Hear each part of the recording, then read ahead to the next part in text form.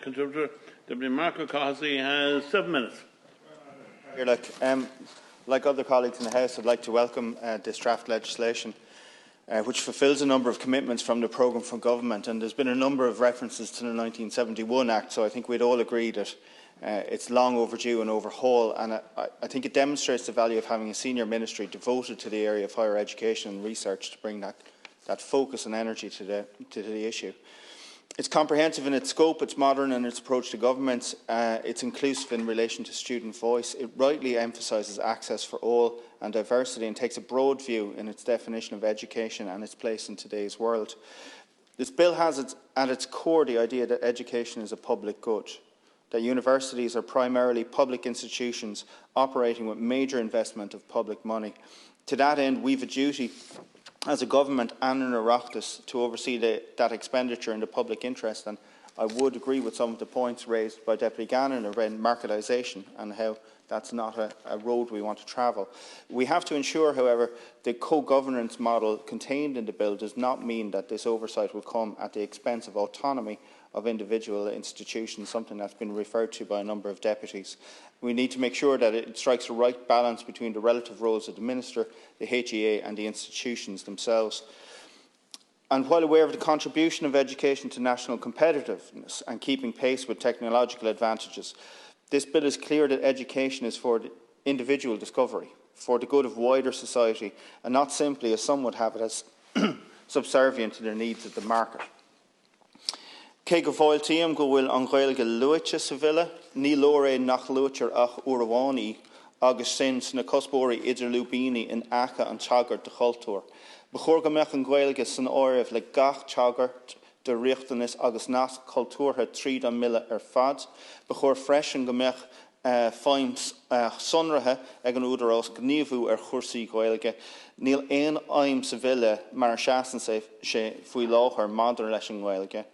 Ba chóir inúlacht sa Ghaeilge a chinú bord an údarás, údarás rialathe na hollscoileanna agus na hollscoileanna teicneolaíochta agus cólachtaí rialacha na goláistí mótó siad chun freastal go corram agus go sósúil pobal na Gaeilge na Gaeltachta agus iad siúd le spéis sa teanga go háirithe leis na implíochtaí a éirí as an forrial go mbeadh fithifin géad den na daoine arc ófar amach anseo inúil sa Gaeilge is gá an sa láthair de servísí agus de chóirsaí Gaeilge a chinú a bhéadú agus a thógáil san áireamh san ard idachas. Tá micsúil go mbeadh an ara sósta brathnú ar lasana ina thaobh na ligachtaí sin ag céim an coiste. Refreshingly, the legislation takes teaching, learning and research on an equal footing and doesn't make the mistake of artificial distinctions in this regard. Teaching, learning and research intersect, overlap and they enhance one another. There can be an artificial distinction between knowledge creation and knowledge dissemination, that is to say between research and teaching. We need to afford our higher education professionals the space to be able to do both of those things effectively. Our universities must be places where knowledge and ideas are generated and where knowledge and ideas are shared. And that balance is important. If we go too far down the road of publish or perish, teaching will suffer. If the teaching workload is too high, research will suffer. I think the importance of the voice of the student is represented in this legislation, but I think there's scope to strengthen that further. The ongoing review of Tudoros is explicit on the need for data around inclusion. That's a welcome provision.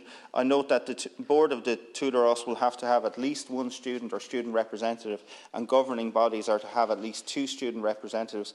And I would say this is the very minimum required in order that students always have a seat at the table. Part 4 makes specific provision for engagement with students, including formal engagement and learning and training.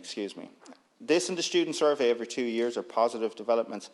However, there are some elements that might diminish the chance of the student voice being heard in a meaningful way at these governing board meetings. Firstly, there's the issue of tenure. Non-student board members can serve for up to 8 years, while we can expect the students will serve for a year and no longer. There's a skills issue here. It can take time to learn not just the ropes of how a board operates, but also how to navigate the personalities on any given board. And I acknowledge there's an effort to provide for this upskilling, but I also have a nagging worry that a board could just wait a student out. They could just frustrate and delay change until a student's tenure lapses. And I wonder, is this something that we can address going forward? The Minister might say that this is taken care of in section 43.3, where each institution must report on the issues raised by students and how they were addressed via the annual report or through another method. Again, here in reality, we have no guarantee that what's published in that report will have been agreed to by what will be a student minority on the board. And perhaps the Minister might consider stating that this annual report has to be explicitly and demonstrably approved by the student cohort on the board. That would help strengthen that student voice. I warmly welcome section 108's definition of academic freedom.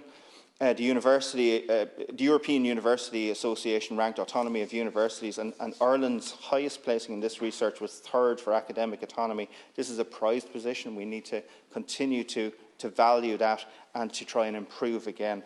And I think this recalls Edward Said's definition of a public intellectual as someone who not just displays freedom of thought, but is brave enough to say this loud and clear for all of us to hear. And I'm quoting, he said, "At bottom, the intellectual, in my sense of the word, is neither a pacifier nor a consensus builder, but someone whose whole being is staked on a critical sense, a sense of being unwilling to accept easy formulas or ready-made cliches or the smooth, ever so accommodating confirmations of what the powerful or conventional have to say and what they do. Not just passively unwilling, but actively willing to say so in public." We do need our academics who are ready to criticise us when we put a foot wrong. We need our students to keep agitating, to keep us uncomfortable. We need academic staff to be both free and in some sense duty-bound to help steer us on the right path and be wary of easy acceptance or false consensus. We've learned to value experts over the last 2 years in terms of our COVID management. We should do that in other areas. Climate jumps out to me as an obvious example. We need our universities to feel that they're institutions of us and for all of us, and I think this legislation goes a good distance towards achieving that goal. Thank you, Deputy. Next is the Sinn Féin slot. Deputy Patricia Ryan has 3 minutes.